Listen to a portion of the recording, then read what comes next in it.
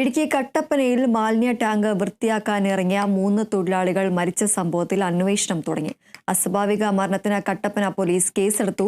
3 പേരുടെയും മൃതദേഹങ്ങൾ പോസ്റ്റ്മോർട്ടത്തിന് ശേഷം ബന്ധുക്കൾക്ക് വിട്ടു നൽകി.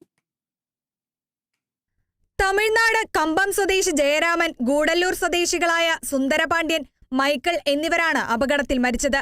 കട്ടപ്പനയിലെ സ്വകാര്യ ആശുപത്രിയിൽ ഇൻക്വസ്റ്റ് നടപടികൾ പൂർത്തിയാക്കിയ ശേഷം ഇടുക്കി മെഡിക്കൽ കോളേജ് ആശുപത്രിയിൽ പോസ്റ്റ്മോർട്ടം നടത്തി.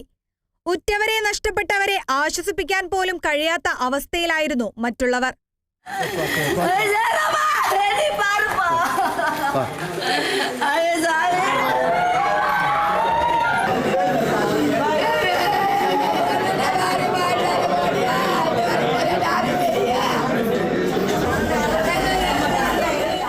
സാമ്പത്തികമായി ഏറെ പിന്നോക്കാവസ്ഥയിലുള്ളവരാണ് മരിച്ച 3 പേരും.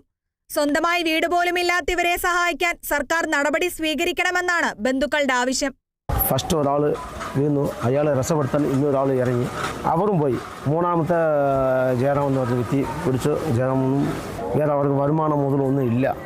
ജയരാമൻ പണിത് പോയി ജോലിക്ക് പോയാലേ ഉള്ളൂ, വലിയ അത്രക്കൊന്നും അവരുടെ ഇല്ല.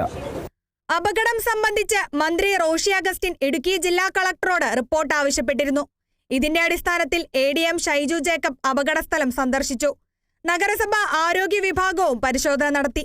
അപകടമുണ്ടായ ഹോട്ടലിൽ നിർമ്മാണ പ്രവർത്തനങ്ങൾ നടത്തുന്നത് ശ്രദ്ധയിൽപ്പെട്ടിരുന്നില്ലെന്ന് നഗരസഭാ ചെയർപേഴ്സൺ ബീന ടോമി പറഞ്ഞു. Kerala vision news, Idukki.